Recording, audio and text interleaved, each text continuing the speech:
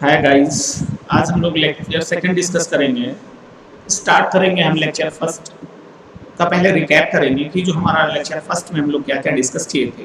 उसके बाद हम लोग जो है डिस्कशन करेंगे लेक्चर सेकंड पे। तो अगर हम प्रीवियस लेक्चर की बात करें या लेक्चर वन की बात करें तो हमने स्टार्ट किया था सिंपली जो है हमारा जो पूरा टोटल सब्जेक्ट जो हमें पढ़ना है वो हमारा वीएलएसआई टेक्नोलॉजी है। तो हमने कहा था कि दो चीज़ें होती हैं जब हम कभी भी जो है बात करते हैं। सिलेबस में तो दो चीज़ें थी, एक तो हमारा जो वीएलएसआई टेक्नोलॉजी है जो हमें अभी करंट सेमेस्टर में पढ़ना है, और उसके बाद हमारा आता है वीएलएसआई डिज़ाइन जो हमें जो है नेक्स्ट सेमेस्टर में या अपकमिंग, इसे हमें ऐसा भी कह सकते हैं कि जो है इसका एडवांस वर्जन जो होता है वो हमें नेक्स्ट सेमेस्टर में पढ़ना है। तो हमने बताया था कि जब हम वीएलएसआई टेक्नोलॉजी की बात करेंगे तो हम जब टेक्नोलॉजी की बात करते थे तो टेक्नोलॉजी में हम इनिशियल स्टेज से स्टार्ट करते हैं। हमारे पास रॉ मटेरियल होता है सिलिका। हम सिलिका से जो है वेफर प्रिपेयर करते हैं। वेफर प्रिपरेशन के बाद हम जो है ट्रांजिस्टर का फैब्रिकेशन करते हैं। ट्रांजिस्टर की बात करें तो पीमॉस, एनमॉस और बीजेटी का फैब्रिकेशन करते हैं। तो जो ये मतलब फैब्रिकेशन है, इनिशियल स्टेप से जो हम फैब्रिकेशन स्टार्ट करते हैं, ये हम पूरा टेक्नोलॉजी में पढ़ते हैं कि कैसे हम रॉ मटेरियल से सिलिकॉन एक्सट्रैक्ट करते हैं, प्योर फॉर्म सिलिकॉन जिसे हम ईजीएस कहते हैं, इलेक्ट्रॉनिक ग्रेड सिलिकॉन, और उससे कैसे हम सिंगल क्रिस्टल वेफर प्रिपेयर करते हैं, और फिर फर्दर उसके आगे हम क्या करते हैं, उस पे जो ट्रांजिस्टर का फैब्रिकेशन करते हैं। जब हमने एक बार ट्रांजिस्टर मैन्युफैक्चर कर लिया तो जो ये मैन्युफैक्चरिंग प्रोसेस होता है मॉस का, एनमॉस, पीमॉस या सिंपली हम कहते हैं ट्रांजिस्टर का, अब ये जो हमने फैब्रिकेट किया है डिवाइसेस को, इसको हम क्या करते हैं, जाके नेक्स्ट लेवल पे ले जाते हैं जिसे हम कहते हैं वीएलएसआई डिज़ाइन। वीएलएसआई डिज़ाइन में हम सारी चीज़ों को एक साथ इंटीग्रेट करके एक आईसी का फैब्रिकेशन करते हैं या एक बड़े-बड़े कॉम्प्लेक्स सिस्टम्स का डिज़ाइन करते हैं। तो वो प्रोसेस जो हम डिज़ाइन करते हैं वो नेक्स्ट लेवल का डिज़ाइनिंग होता है। मतलब हम कहते हैं कि डिज़ाइनिंग का प्रोसेस जो होता है वो लास्ट में होता है, इसमें हम किसी पर्टिकुलर आउटपुट इनपुट के लिए एक सिस्टम डिज़ाइन करते हैं। फिर हमने बात किया था कि आईसी सिंपली क्या चीज़ होती है। हमने कहा था आईसी सिंपली अगर आईसी की हमने बात की तो हमने कहा एक सिंगल क्रिस्टल होता है सिलिकॉन का।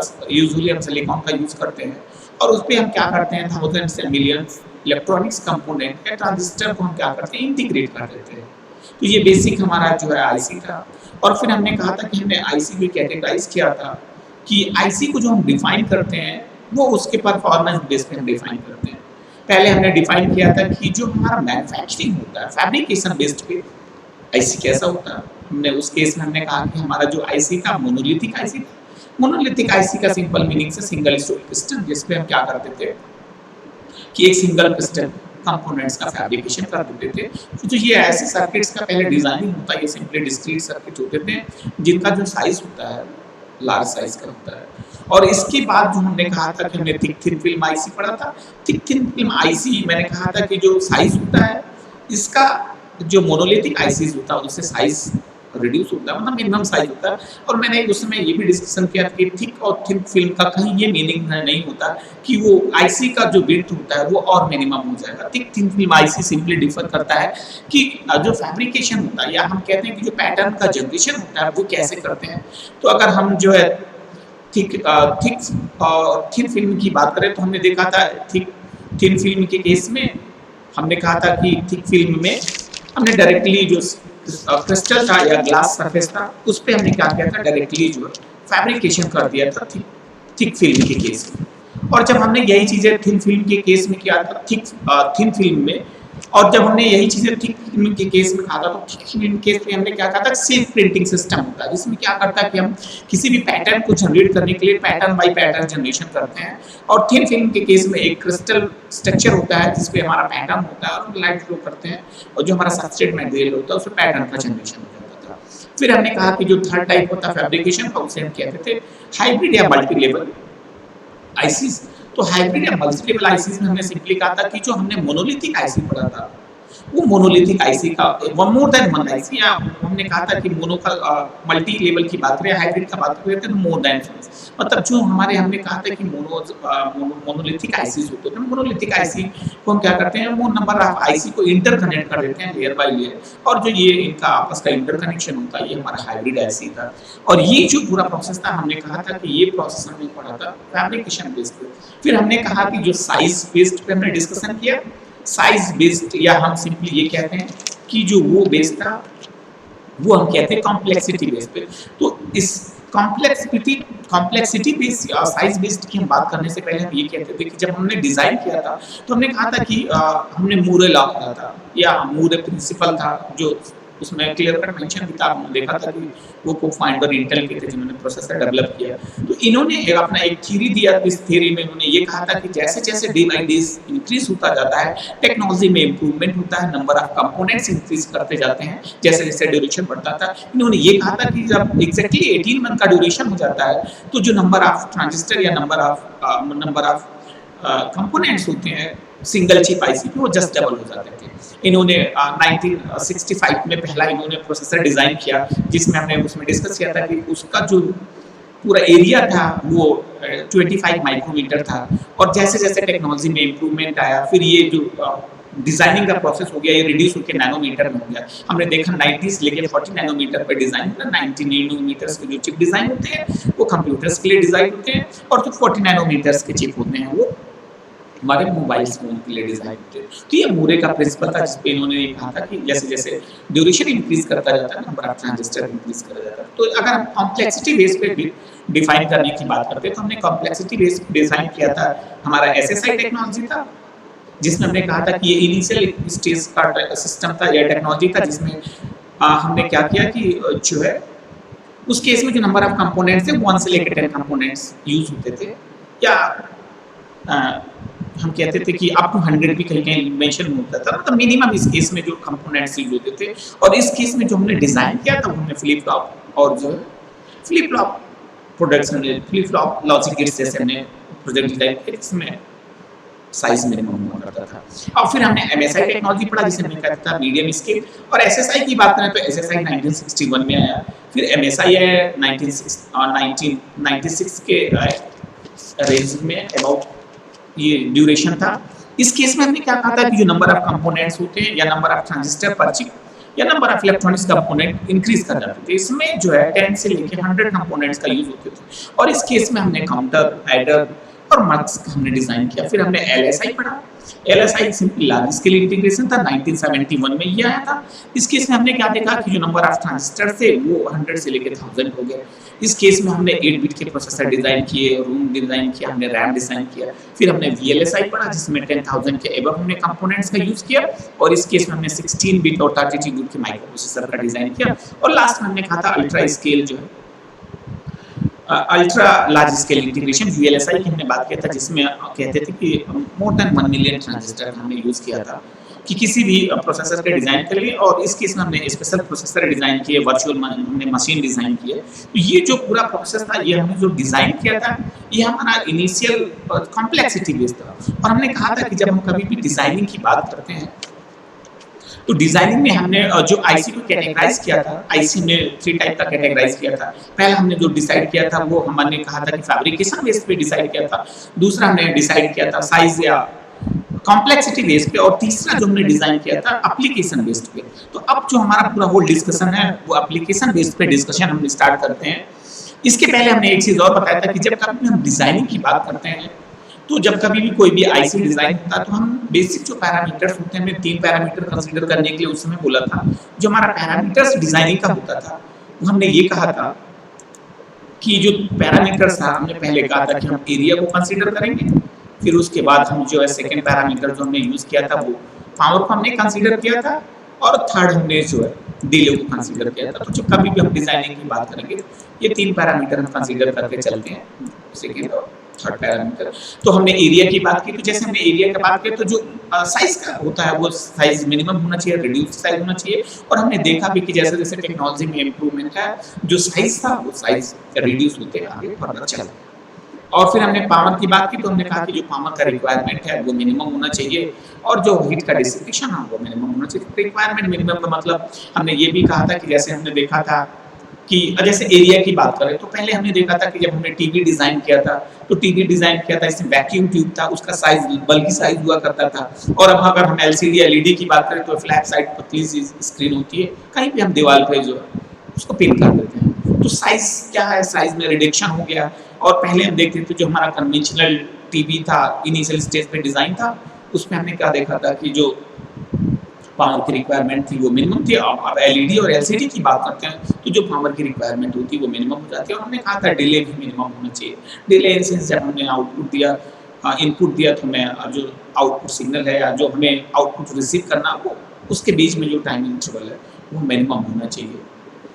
तो ये हमने जो पूरा होल डिस्कशन किया था ये प्रीवियस लेक्चर का डिस्कशन था। और अब हम इसके आगे फर्दर जो है नेक्स्ट सेकेंड लेक्चर में आगे फर्दर मूव करते हैं और हम स्टार्ट करते हैं कि जो लास्ट कैटेगरी था डिसाइड करने का आईसी का, वो हमने कहा था कि एप्लीकेशन बेस्ड पे हम डिफाइन करेंगे। तो जब हम एप्लीकेशन बेस्ड पे डिसाइड करने और डिफाइन करने की बात करते हैं तो हमारा जो आईसी होता है वो दो टाइप का आईसी होता है, जिसे हम लीनियर आईसी कहते हैं और सेकंड जिसे हम कहते हैं डिजिटल आईसी। तो लीनियर आईसी की अगर हम बात करते हैं तो लीनियर आईसी इन सेंस जो है हम कहते हैं कि जो हमारा लीनियर आईसी है, लीनियर आईसी का सिंपल मतलब हमारा जो है वो एनालॉग आईसी होता है। और अगर हम लीनियर आईसी की बात करें, यहाँ पे आईसी का फोटो बना है, इसमें ये कहीं नहीं मेंशन, आप देख के पहचान पाएंगे कि लीनियर आईसी है ऐसे दूर से या डिजिटल आईसी है। तो अगर हम लीनियर आईसी की बात करते हैं या हम सिंपली लीनियर आईसी को हम कहते हैं एनालॉग आईसी की बात करते हैं, तो जैसे अगर हम ऐसे एनालॉग आईसी के डिस्कशन की बात करते हैं तो हम ये कहते हैं कि जो ये एनालॉग आईसी होता है, हम ये कहते हैं in this type of IC the input output both are the continuous form, continuous signal. तो जैसे मतलब सिंपली हम अगर ये डिफाइन करते हैं एनालॉग आईसी तो हम ये डिफाइन करते हैं कि जो ये पूरा प्रोसेस होता है, जैसे हमने पहले कहा कि एनालॉग सिग्नल की हम बात करते हैं तो एनालॉग सिग्नल में हम क्या कहते हैं कि जो कोई भी हमारा सिग्नल होता है उसका एम्पलीट्यूड और टाइम दोनों कंटिन्यूअस होता है। तो वैसे ही सेम एनालॉग आईसी की बात करेंगे तो एनालॉग आईसी के केस में जो भी सिग्नल्स होगा वो कंटिन्यूअस सिग्नल होगा, इनपुट और आउटपुट दोनों ही कंटिन्यूअस सिग्नल होते हैं। और हम कहते हैं कि जब आउटपुट की बात करते हैं तो output signal depends on the input signal level and output signal level are linear function of input signal level. मतलब वही हमने बात किया कि जब हम कभी भी बात करेंगे तो जो आउटपुट हमारा आएगा वो भी कंटिन्यूअस होगा और उसकी जो टोटल डिपेंडेंसी होती है वो इनपुट सिग्नल पे होती है। और इसमें क्लियर कट मेंशन है कि जो एग्जांपल्स होते हैं operational amplifier, power amplifier, microwave और जो है मल्टीप्लायर्स। तो अगर हम लीनियर आईसीज की बात करें तो most commonly use linear IC are वही audio frequency amplifier, RF amplifier, voltage regulator और कंपैरेटर की बात। तो ये हमारे होते हैं लीनियर आईसी। यहाँ पे इसमें क्लियर कट मेंशन भी है कि लीनियर आईसी की हम बात करते हैं। लीनियर आईसी का सिंपल मतलब है हमारा एनालॉग आईसी। यहाँ पे हम लिख देते हैं एनालॉग आईसी, एनालॉग आईसी। दोनों नाम से आ सकता है तो कंफ्यूज होने की जरूरत नहीं है, लीनियर आईसी या एनालॉग आईसी। तो अगर हम इसमें भी क्लियर कट मेंशन है the input and output relationship of the circuit are linear, the linear ICs are used. तो वही हमने कहा था कि जब हम कभी भी लीनियर या एनालॉग आईसी की बात करेंगे तो जो हमारा इनपुट आउटपुट का रिलेशन होगा वो कंटिन्यूअस होगा या लीनियर होंगे एक दूसरे से, जिसमें कंटिन्यूटी एम्पलीट्यूड की कंटिन्यूटी होती है। और इनपुट इसमें और आगे भी सेम चीजें मेंशन है कि input and output can take place in the continuous range of values, continuous range of values। तो इन सेंस वही कहना है कि जब हम कभी भी एनालॉग की बात करेंगे, एनालॉग आईसी की बात करेंगे, हमारा इनपुट भी कंटिन्यूअस होगा, हमारा आउटपुट भी कंटिन्यूअस होगा। और जो ये आउटपुट होगा वो टोटली लीनियरली डिपेंड करेगा इनपुट सिग्नल पे। और यहाँ पे क्लियर कट मेंशन है कि microwave amplifier, power amplifier, comparator की बात करते हैं, मल्टीप्लायर की बात करते हैं, तो जो ये आईसीज होते हैं ये सिंपली जो हमारा होता है वो लीनियर आईसी होता है। अब हम बात करते हैं इसका जो सेकेंड आईसी का, जिसमें हम कहते हैं डिजिटल आईसी की बात करते हैं। तो डिजिटल की बात करते हैं तो डिजिटल आईसी का मतलब सिंपली वो डिजिटल डेटा पे काम करेगा। और हम जानते हैं जब कभी हम डिजिटल डेटा की बात करेंगे तो हमारे पास डिजिटल डेटा जो होता है वो बाइनरी बिट होते हैं, या तो वो बिट 0 होता है या तो बिट 1 होता है। तो जब कभी भी हम डिजिटल आईसी की बात करेंगे तो हम ये कहते हैं कि the IC that operate only the few defined level, the IC that operate only few defined level और अगर हम डिफाइंड लेवल की बात करते हैं, 01 की बात करते हैं, instead of operating all the levels of amplitude is called digital IC. मतलब सिंपली जैसे हमने कहा था कि हम एनालॉग आईसी की बात कर रहे थे, तो एनालॉग आईसी में क्या था कि हमारे पास ऐसा सिग्नल्स हुआ करता था कि ये कंटिन्यूअस रेंज में होता था।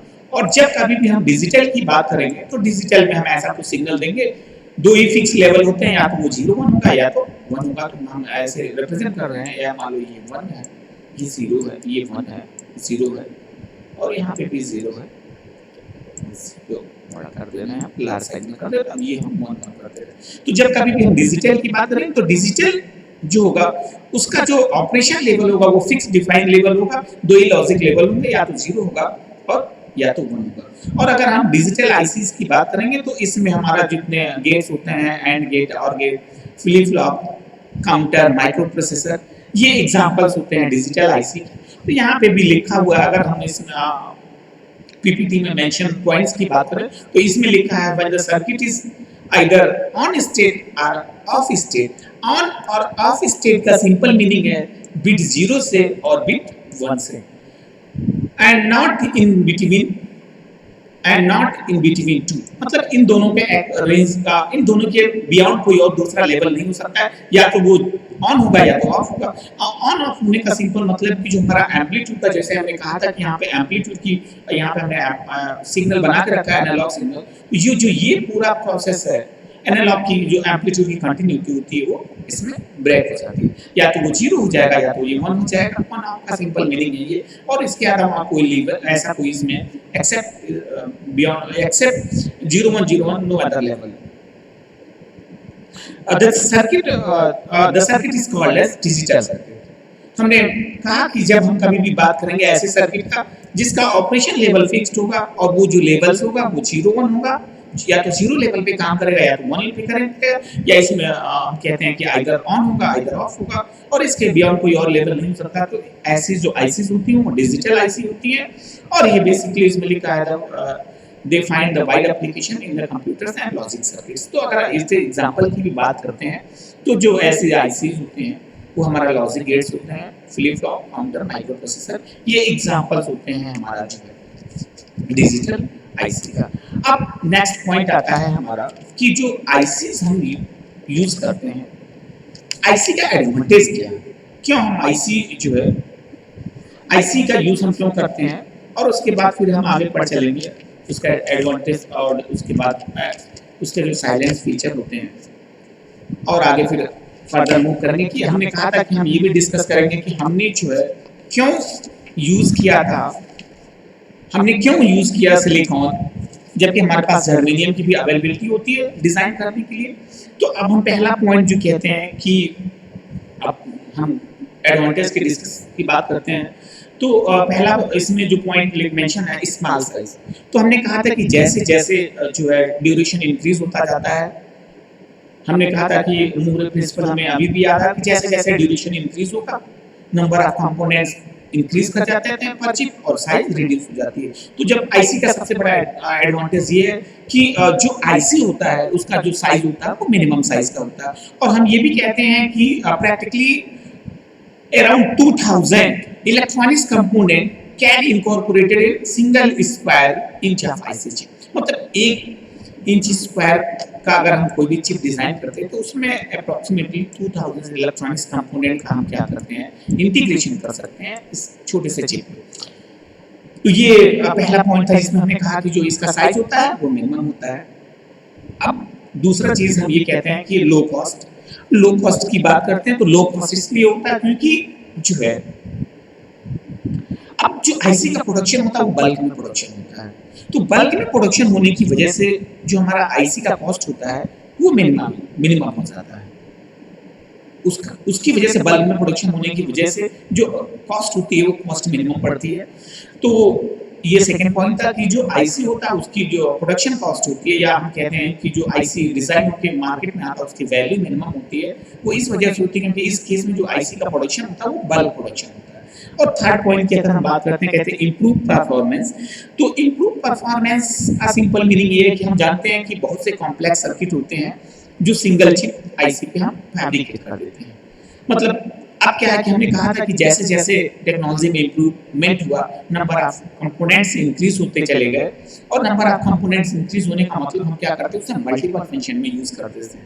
तो ये जो पॉइंट है हमारा थर्ड पॉइंट, जिसमें हम कहते हैं improve performance. Improve performance in sense हम ये कहते हैं कि जो कॉम्प्लेक्स सर्किट होते हैं उसको भी डिजाइन कर देते हैं, जिससे कि उसमें नंबर ऑफ ट्रांजिस्टर की जो होते हैं वो मैक्सिमम हो जाते हैं, जिससे जो हमारी डिजाइन होती है वो सिंपलीफाई हो जाती है, और हम वो कॉम्प्लेक्स से कॉम्प्लेक्स सिस्टम को भी डिजाइन कर देते हैं, जिससे जो ओवरऑल परफॉर्मेंस होता है हमारे सिस्टम का वो इम्प्रूव कर जाता है। तो सिंपली हम ये भी कहते हैं कि जो many complex circuit are incorporated in a single chip, hence this simplifies the designing of the complex electronic circuit and improve their performance. अब रिलायबिलिटी और रफनेस की बात करते हैं, तो रिलायबिलिटी की बात करते हैं, तो रिलायबिलिटी का ये है कि अब हमने कहा कि आईसी का क्या है कि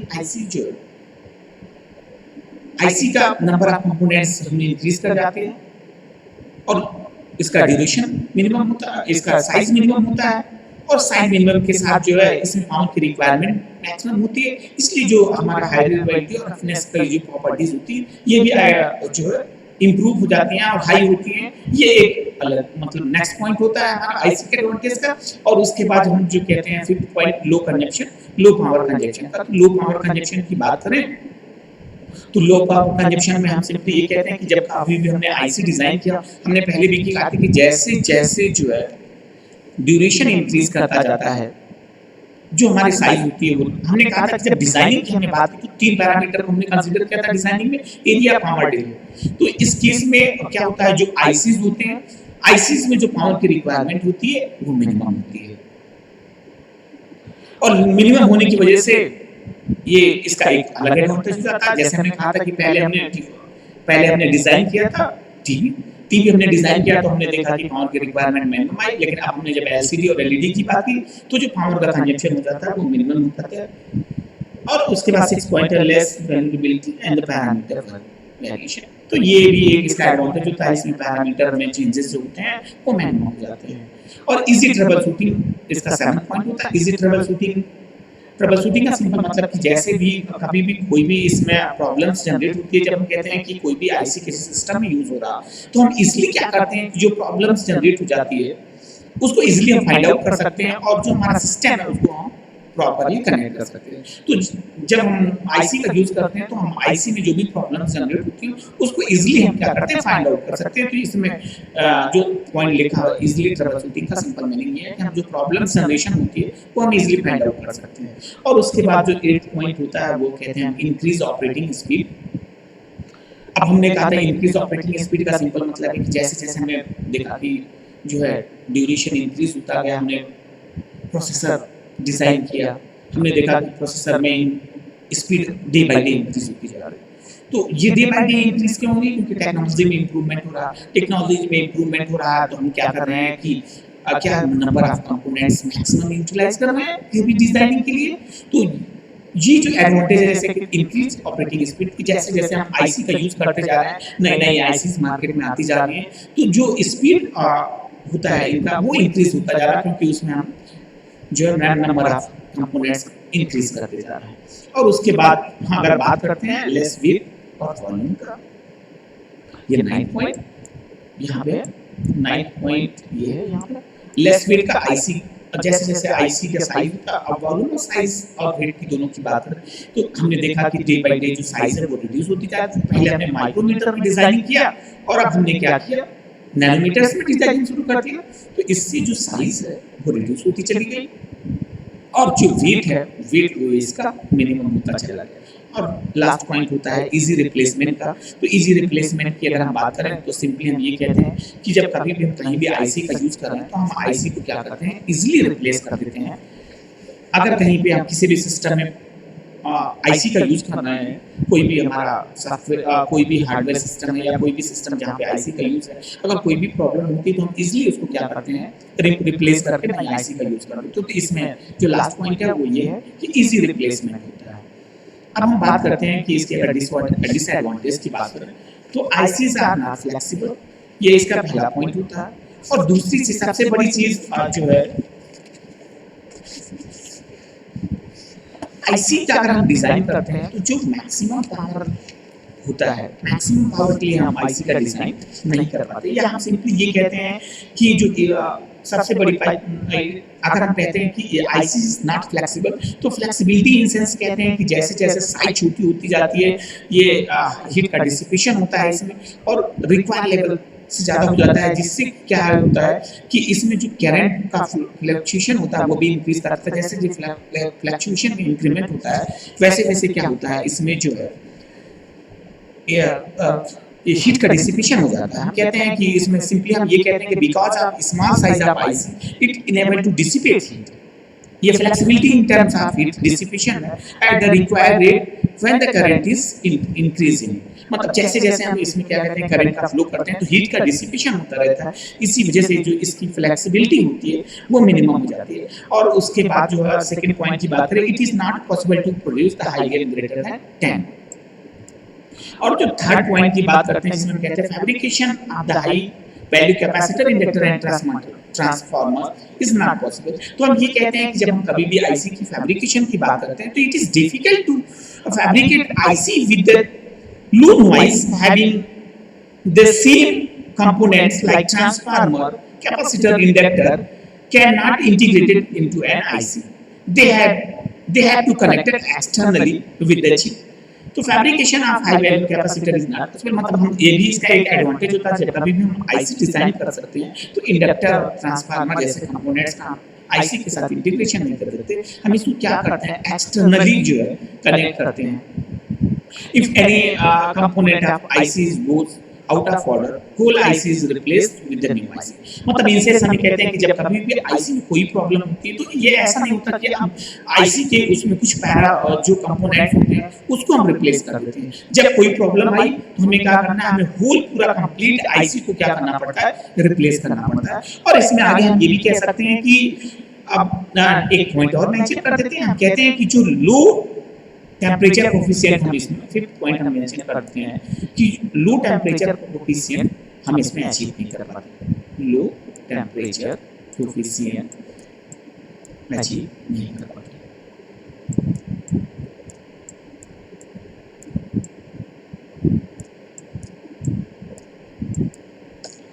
तो ये एक और डिसएडवांटेज होता है, it is difficult to achieve the low temperature coefficient.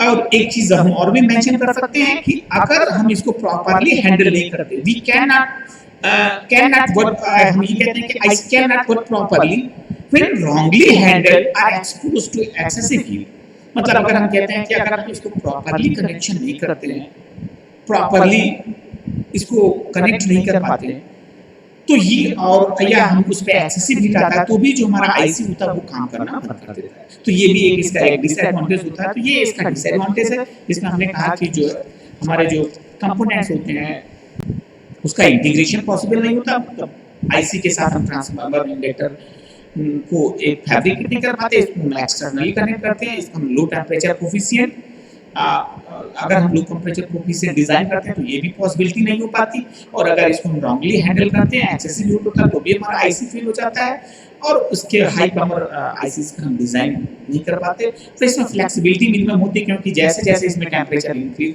या करंट फ्लो इंक्रीज होता है, हीट का डिसिपेशन जो है इसका इंक्रीज कर जाता है। तो ये इसमें लिखा है फीचर ऑफ एन आईसी, जो हमने पहले ही डिस्कस किया, ये मिलता जुलता है, ये उसी से एडवांटेज है जिसमें हमें clear cut point wise mention कर दिया है। IC perform the complex function where elementary device transistor cannot perform only the combination with the other component। तो ये इसका साइलेंट फीचर हो गया कि जो IC है, हमने कहा था कि IC डिजाइनिंग में हमने बात किया तो हमने कहा था कि IC में क्या होता है कि हम जो है मल्टीपल इलेक्ट्रॉनिक्स कंपोनेंट्स यूज करते हैं फैब्रिकेशन के लिए, जिससे हम क्या करते हैं कॉम्प्लेक्स से कॉम्प्लेक्स सिस्टम को इजीली क्या करते हैं कॉम्प्लेक्स सिस्टम के लिए हम एक सिंगल आईसी डिजाइन कर देते हैं और उससे जो हमारा सिस्टम है वो प्रॉपर्ली जो हमें मल्टीपल सिस्टम की रिक्वायरमेंट होती है एक कॉमन सिस्टम से हम रिमूव कर देते हैं। जो हम केवल अगर हम इसमें लिखा है कि एलिमेंट्री डिवाइस अगर जो हम ट्रांजिस्टर्स नहीं कर पाते, तो ये जो आईसी होता है इसमें multiple complex functions in sense वही कि हम इसमें मल्टीपल कंपोनेंट्स का यूज करते हैं, जिससे हम कि कॉम्प्लेक्स से कॉम्प्लेक्स फंक्शन के लिए हम एक सिंगल आईसी डिजाइन करके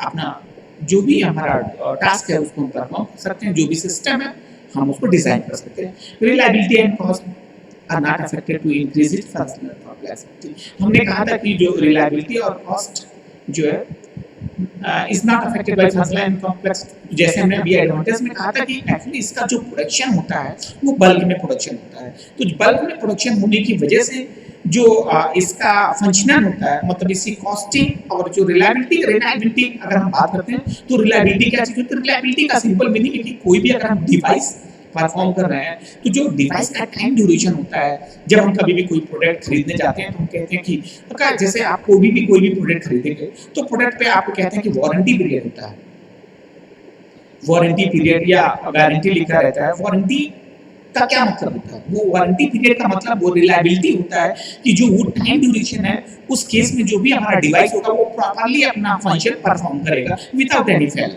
तो रिलायबिलिटी और कॉस्ट की बात हो तो रिलायबिलिटी इन सेंस कि जैसे जैसे सिस्टम में फंक्शन को इंक्रीज कर जाएंगे तो ऐसा नहीं होगा कि हमारा जो सिस्टम है वो फेल होता चला जाएगा, और ऐसा भी नहीं है कि उसकी जो कॉस्टिंग होगी वो इंक्रीज हो जाएगी क्योंकि हमने फंक्शन उसमें ज्यादा करते हैं, तो ऐसा कुछ नहीं होता कि हम फंक्शन के बेस पे हम जो है कॉस्टिंग को इंक्रीज नहीं करते। और जो कॉस्ट है वो कॉस्ट इसलिए इसकी मिनिमम होती है, इसका जो प्रोडक्शन होता है वो बल्क में प्रोडक्शन होता है। Size of the most of the ICs are comparable with the discrete and transistor, but the function performance of IC is more complex. तो अगर हम आईसी की बात करें तो हमने कहा था कि जो आईसी होती है उसकी साइज मिनिमम हो जाती है। साइज मिनिमम होने का इंसेंस जैसे जैसे टेक्नोलॉजी में इंप्रूवमेंट हुआ हमने क्या किया, इंटीग्रेशन कर दिया, साइज रिड्यूस किया। और हम डिस्क्रीट आईसी की बात करते थे तो पहले डिस्क्रीट आईसी में हम क्या करते हैं, एक एक अलग अलग कंपोनेंट की सोल्डरिंग करते थे बोर्ड पे और उससे हम क्या करते हैं, डिजाइन करते थे। ये हो गया थर्ड पॉइंट जिसमें हम ये कहते हैं कि size of the IC are comparable with the discrete transistor, but the function performance of IC is much more complex. तो much more complex in sense कि हम क्या कहते हैं कि इसमें जो है जब हम IC का डिजाइन करते हैं तो इसमें मल्टीपल फंक्शंस का यूज कर लेते हैं। कॉम्प्लेक्स से कॉम्प्लेक्स सिस्टम के लिए हम डिजाइन कर सकते हैं। और उसके बाद हम बात करते हैं इसके साइज का। तो इन फोर्थ पॉइंट लिखा है, in an IC the adjacent component are spaced mostly 50 to 100 micrometer apart, but the component does not change their electrical, chemical, physical property, whereas the parameters are changed in the different example change in the temperature and efficient temperature. तो हम ये कहते हैं कि जब हम कभी भी आईसी का डिजाइन करते हैं तो इसमें क्या होता है कि जो स्पेसिंग होती है वो माइक्रोमीटर में मतलब मिनिमम होती है, और इसमें क्या होता है कि कंपोनेंट्स के बीच में गैप होने की वजह से जो इनका अपना एक्चुअल पैरामीटर होता है उसमें कोई चेंजेस नहीं आता। उसके बाद हम फिफ्थ पॉइंट की बात करते हैं, in an IC interconnection of individual element is made through the metallisation without soldering and welding. तो हम कहते हैं कि जैसे हम पहले कन्वेंशनल जिसे हम कहते हैं डिस्क्रीट सर्किट डिजाइन करते थे, हमारे पास एक ऐसा बोर्ड होता था, बोर्ड पे हमने रेजिस्टर, हमने कहा कि हमारे पास डायोड है, ट्रांजिस्टर, तो हम इसका क्या करते हैं कि मैनुअल कनेक्शन करते थे, इस पे सोल्डरिंग करते थे, फिर ये एक दूसरे को कनेक्ट करते थे। तो ये जो प्रोसेस था इससे आईसी भी बल्कि हो जाता था। और अब जो नई चीजें आई आईसी में, जो मेटलाइजेशन प्रोसेस होता, मेटलाइजेशन प्रोसेस में हम क्या करते हैं कि हम क्या करते हैं कि जो कंपोनेंट होता है, कंपोनेंट को हम उसके पर्टिकुलर सर्किट पोजीशन पे या जो सर्किट का लोकेशन होता है या पॉइंट होता है हम उस पे उसको प्लेस कर देते हैं, ऊपर से मेटालिक लेयर जो है उसमें फ्लो करवा देते हैं। जो आप बाद में फर्दर आगे पढ़ेंगे जिसमें मेटलाइजेशन होता है, इन्फ्लेमेशन होगा, उसमें क्या करते हैं हम उसमें पार्ट जनरली एल्युमिनियम का यूज करते हैं, तो उसमें हम क्या करते हैं उसका फ्लो करवा देंगे। फ्लो करवाने के बाद हम क्या करते हैं फिर उसकी ईचिंग कर देते हैं। तो ईचिंग करने के बाद जो हमारा डिजायर्ड कनेक्शन होता है वो उसमें परफॉर्म हो जाता है। तो जो ये जो प्रोसेस है पूरा हम तार लेके एक पोर्ट को दूसरे पोर्ट से कनेक्ट करें, एक पिन से दूसरे पिन को कनेक्ट करें, ये प्रॉब्लम इसमें ये रिमूव हो जाती है।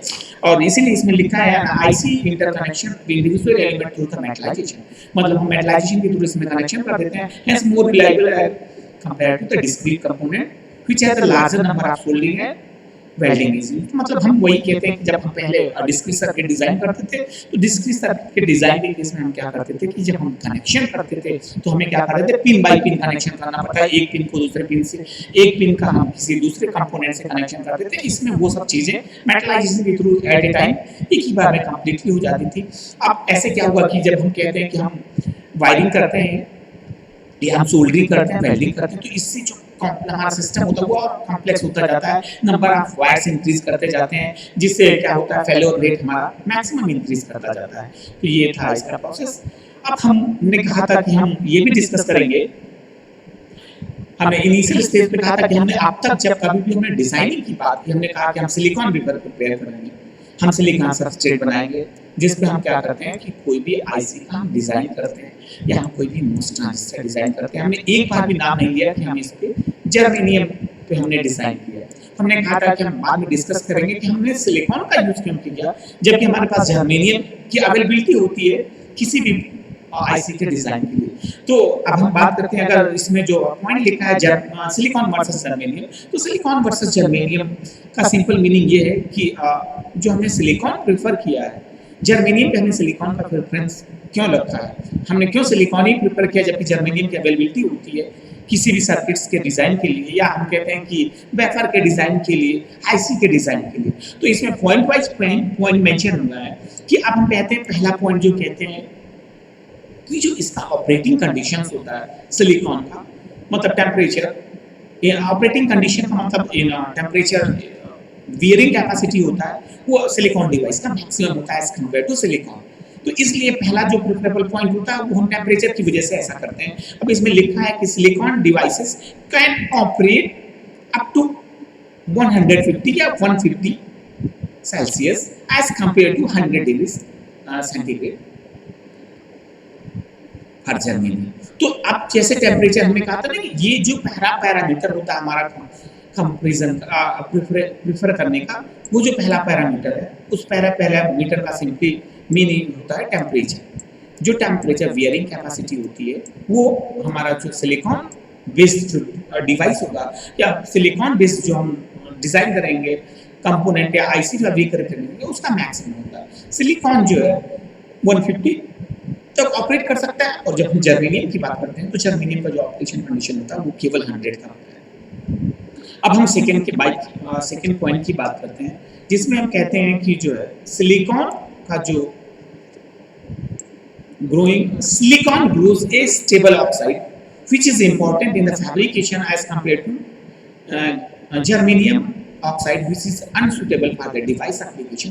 तो ये जो सेकंड पॉइंट है, अब क्या करते हैं कि जो हमारा जब हम सबस्ट्रेट मटेरियल जो है सिलिकॉन लेते हैं, सबस्ट्रेट मटेरियल जिसमें हम फैब्रिकेशन स्टार्ट करते हैं, तो इस पे जो हम ऑक्साइड लेयर क्रिएट करते हैं वो सिलिकॉन डाइऑक्साइड का लेयर क्रिएट करते हैं। और ये ऑक्साइड बाद में हम फर्दर पढ़ेंगे कि अलग अलग टर्म्स के यूज होता है। हम सिंपली क्या करते हैं, सबस्ट्रेट को और अदर जो पोर्स होते हैं उसमें एक दूसरे से आइसोलेशन प्रोवाइड करते हैं। तो जो ये SiO2 का लेयर इसमें बनाते हैं सिलिकॉन डाइऑक्साइड का SiO2, ये लेयर इसमें हम क्या करते हैं इजिली फॉर्मेशन होता है, और जो फॉर्मेशन होता है लेयर के साथ जो कनेक्शन होता है सिलिकॉन लेयर के साथ वो स्टेबल कनेक्शन होता है, क्योंकि हमारा सबस्ट्रेट मटेरियल भी सिलिकॉन होता है। और अगर हम इसके बाद जर्मेनियम की करें, जर्मेनियम पे जो हमें ऑक्साइड लेयर क्रिएट करना होता है वो जो है एक टफ के साथ साथ जो उसका ड्यूरेबिलिटी होता है या उसकी रिलायबिलिटी होती है, वो उसकी रिलायबिलिटी या ड्यूरेबिलिटी का इंसेंस हम कहते हैं, जो इसका परफॉर्मेंस होता है वो बेटर नहीं है एज कम्पेयर टू सिलिकॉन। इसीलिए हम जब कभी भी प्रेफर करते हैं, सेकंड पॉइंट होता है हम सिलिकॉन का प्रेफरेंस क्यों करते हैं, क्योंकि सिलिकॉन पे हम इजीली सिलिकॉन डाइऑक्साइड का लेयर क्रिएट कर सकते हैं, जबकि अगर हम जर्मेनियम पे हमें ऑक्साइड लेयर क्रिएट करना है जिससे हम पोर्ट या टर्मिनल्स डिजाइन करते हैं, वो इजीली पॉसिबल नहीं होता। इसलिए हम क्या करते हैं, सिलिकॉन को प्रेफर करते हैं डिजाइन करने के लिए। थर्ड पॉइंट होता है silicon is cheaper than germanium. Silicon cheaper than germanium, इसका मेन रीजन क्या है कि सिलिकॉन की जो अवेलेबिलिटी होती है वो इजीली हम जो है अवेलेबल है, और अमाउंट जो होता है उसका मैक्सिमम होता है, तो इसलिए ये चीपर है। सिलिकॉन का सिंपल मीनिंग है कि हम जो हमारे पास जो बालू होता है जिसे हम सैंड कहते हैं या क्वार्ट्ज कहते हैं, जो क्रिस्टल होते हैं उसी से हम सिलिकॉन डाइऑक्साइड या सिलिकॉन बनाते हैं। तो जो हमारा सैंड होता है, सैंड से हम जो है सिलिकॉन जनरेट करते हैं। तो जो इसकी अवेलेबिलिटी होती है वो इजीली हम क्या करते हैं, इजीली अवेलेबल है सिलिकॉन की जनरेशन के लिए। इसीलिए जो सिलिकॉन हमारा जर्मेनियम के कंपैरिजन में चीपर होता है, क्योंकि सिलिकॉन का जो अमाउंट है वो अर्थ पे वो मैक्सिमम अमाउंट में है, और हम क्या करते हैं इसीलिए क्या होता है इसका मैक्सिमम अमाउंट में है तो इसकी जो कॉस्टिंग होती है वो मिनिमम हो जाती है। इसीलिए जब हम कभी भी सिलिकॉन उससे एक्सट्रैक्ट करते हैं, जो हम अभी फर्दर पढ़ेंगे, जिसे हम कहते हैं कि क्रिस्टल ग्रोथ प्रोसेस, जिसमें हम पढ़ेंगे ईजीएस, इलेक्ट्रॉनिक ग्रेड सिलिकॉन, जिससे हम क्या करते हैं फैब्रिकेशन करते हैं वो इजीली हो जाता है। और इसमें जो फोर्थ पॉइंट मेंशन है, silicon is easily available near the sea beaches as the raw material for the silicon wafer preparation. तो जो ये चीपर का हमने लिखा था कि सिलिकॉन इज चीपर है जर्मेनियम, तो ये silicon cheaper is germanium in sense यही होता है कि जो हमारा सिलिकॉन की अवेलेबिलिटी होती है अर्थ पे वो मैक्सिमम है और इजीली अवेलेबल है, क्योंकि सिलिकॉन का सिंपल मीनिंग है हमारे पास जो है सिलिका, सिलिका का मतलब सिंपली बालू या सैंड, तो ये इजीली अवेलेबल होता है और इसमें लिखा क्लियर सी बीचेस पे इजीली अवेलेबल है एज ए रॉ मटेरियल। तो इसलिए हम क्या है सिलिकॉन प्रिपेयर करते हैं और इसी सिलिकॉन से जो हम क्या करते हैं वेफर का फर्दर प्रिपरेशन करते हैं। तो क्यों करते हैं? क्योंकि सिलिकॉन इजीली अवेलेबल है। सिलिकॉन इजीली अवेलेबल से हम क्या करते हैं सिलिकॉन एक्सट्रैक्ट करके इलेक्ट्रॉनिक ग्रेड सिलिकॉन जनरेट कर लेते हैं और उसके बाद उसको फर्दर जो है हम वेफर प्रिपरेशन कर देते हैं। लास्ट पॉइंट है हमारा कि silicon has low leakage current as compare to service. तो इसमें जो लीकेज करंट होता है सिलिकॉन बेस्ड हम जब आईसी डिजाइन करते हैं तो इसमें ये मिनिमम होता है। तो ये भी एक पॉइंट होता है कंसीडरेशन के लिए कि हम सिलिकॉन का प्रेफरेंस क्यों देते हैं जर्मेनियम पे। तो मेन अगर हम बात करें तो मेन प्रेफरेंस इसलिए होता है कि इसकी जो टेम्परेचर कैपेबिलिटी होती है, हैंडलिंग कैपेबिलिटी होती है, मैक्सिमम होती है और हम क्या करते हैं इजीली अवेलेबल है। सबसे बड़ी बात की इजीली अवेलेबिलिटी की वजह से इसकी जो कॉस्टिंग होती है वो मिनिमम हो जाती है, इसलिए हम प्रेफर कर लेते हैं। और जब हम कभी भी प्रिपरेशन जब हम कभी भी आईसी का फैब्रिकेशन करते हैं तो उसकी कॉस्टिंग भी मिनिमम हो जाती है और इसके साथ इसमें जो लीकेज करंट होता है वो मिनिमम होता है। तो अब हम बात करेंगे कि हमारा जो क्रिस्टल ग्रोथ है और वेफर प्रिपरेशन है वो कैसे होगा, मतलब हमारा जो नेक्स्ट स्टेप होगा वो वेफर प्रिपरेशन का होगा। तो जब हम कभी भी वेफर प्रिपरेशन की बात करेंगे तो हमने कहा था कि इसमें जब हम कभी भी प्रिपरेशन की बात करेंगे तो वेफर प्रिपरेशन और क्रिस्टल ग्रोथ का इन सेंस हम पहले क्या करेंगे, हमारे पास जो रॉ मटेरियल होता है जिसे हम सिलिकॉन कहते हैं उससे हम प्योर फॉर्म सिलिकॉन जनरेट करेंगे और एक सिंगल इंगट क्रिस्टल में कन्वर्ट कर देंगे, जिससे जो क्रिस्टल इंगट होगा उससे हम फर्दर वेफर प्रिपेयर करेंगे, जिससे हम क्या करते हैं फर्दर जो है आईसी का फैब्रिकेशन करते हैं। तो जो बात करें हम इससे स्टार्टिंग फेज पे इसमें लिखा है कि जो सिलिकॉन होता है पहले स्टार्टिंग प्रोसेस जो क्रिस्टल ग्रोथ का है वो सिलिकॉन का मतलब वही इनिशियली हमारा raw material silicon is naturally in the form of silica and silicates. तो ये पहला जब हम स्टार्ट करेंगे तो हमारे पास जो रॉ मटेरियल होगा वो सिलिकॉन होगा। सिलिकॉन वही जो हमने कहा कि सी बीचेस पे जो है मिलते हैं, मतलब सिंपली बालू की बात करते हैं तो बालू से ही जो होता है उसी से हम क्या करते हैं सिलिकॉन एक्सट्रैक्ट करते हैं। तो यहाँ से हम क्या करते हैं सिलिकॉन एक्सट्रैक्ट करेंगे, उसके साथ हम क्या करेंगे कि हमारा एक फर्नेस होगा, फर्नेस में हम इस सिलिका को बर्न करते हैं, हीटअप करते हैं, उसमें हम कोक डालते हैं जिसमें कोक के मतलब कार्बन के साथ हम हीटअप करते हैं। जो कार्बन होगा उसका जो सोर्स मटेरियल होगा सिंपली कोक होगा, वुड्स होंगे और उसके साथ हम क्या करते हैं उसको हीटअप करते हैं। तो जब हम हीटअप करेंगे तो वहां से क्या होता है जो हमारा सिलिकॉन जनरेट होता है वो एमजीएस सिलिकॉन जनरेट होगा। तो हम क्या करते हैं यहाँ पे स्टार्ट करेंगे एमजीएस, पहले हम जनरेट करेंगे एमजीएस जिसे हम कहते हैं मेटालिकल ग्रेड सिलिकॉन और उसके बाद हम जो है ट्राइक्लोरोसिलेन जनरेट करेंगे जिसे हम कहते हैं SiHC3 और फिर हम इसकी क्लीनिंग कर देंगे।